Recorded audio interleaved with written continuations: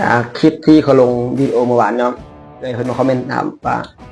อัน IPO มีอย่างหนอกแรกเนาะคณะแปลตามตัวก็คือ IPO ก็จะเป็นอะไร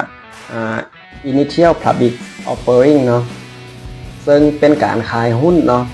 ทางละเอียดเข้าตลาดหลักทรัพย์การขายหุ้นเนาะการซื้อขายหุ้นนี่เคยเป็นผู้ดำเนินการโดยบริษัทหลักทรัพย์ซึ่งอาจจะเป็นบริษัทเอกชนเนาะคือเป็น private company ซึ่งเวลาเขาขาย IPO หรือขายหุ้นเข้าตลาดหลักทรัพย์เนาะมันก็จะกลายเป็นบริษัทมหาชนเรียกว่า Public Company เป็นอย่างเนาะเพิ่นจะมีการขายหุ้นเข้าไปตลาดหลักทรัพย์เนาะซึ่งที่นี่ก็จะมี3จุดประสงค์หลักๆเนาะจุดประสงค์ที่1ก็คือเพื่อระดมเงินทุนเนาะอันที่1ก็คือเพื่อระดมเงินทุนเพื่อนำเงินทุนนี่แหละไปขยายธุรกิจต่อหรือเอาไปใช้เป็นทุนหมุนเวียนเนาะหรือไปชำระหนี้แล้วแต่จุดประสงค์ของบริษัทที่เป็นขาย IPO เข้าตลาดหลักทรัพย์และอันที่2ก็คือเพื่อสร้างความน่าเชื่อถือให้เป็นบริษัทที่น่าเชื่อถือเนาะสามารถตรวจสอบได้นะครับสามารถตรวจสอบเส้นทางการเงินได้เนาะที่ไปที่มาของเงินได้ว่ายังไงก็คือเป็นบริษัทโปร่งใสนั่นเองและอันที่3ก็คือให้ผู้ถือหุ้นเนาะครับ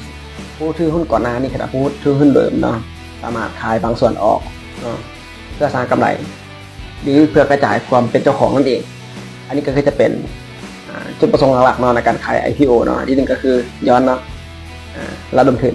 2สร้างความมั่นคงเนาะ3เพื่อเพิ่มความเป็นเจ้าของเนาะให้ผู้อื่นนะก็ได้ให้บุคคลทั่วไปสามารถเข้าไปเป็นเจ้าของร่วมกันได้อันนี้ก็คือจุดประสงค์หลักๆเนาะ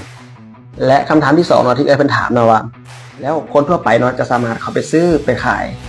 ไปหุ้นเป็นเจ้าของได้แนวใดเนาะอันนี้คำตอบง่ายๆก็คืออันที่1เลยเขาแค่ไปเปิดบัญชี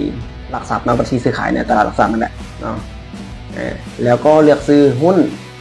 ที่กำลังเปิดขายIPO เนาะหุ้นที่มันมีในตลาดอยู่แล้วก็ได้นั่นหมายความว่าเขาก็เป็นส่วนหนึ่งที่เป็นเจ้าของร่วมกันกับบริษัทนั้น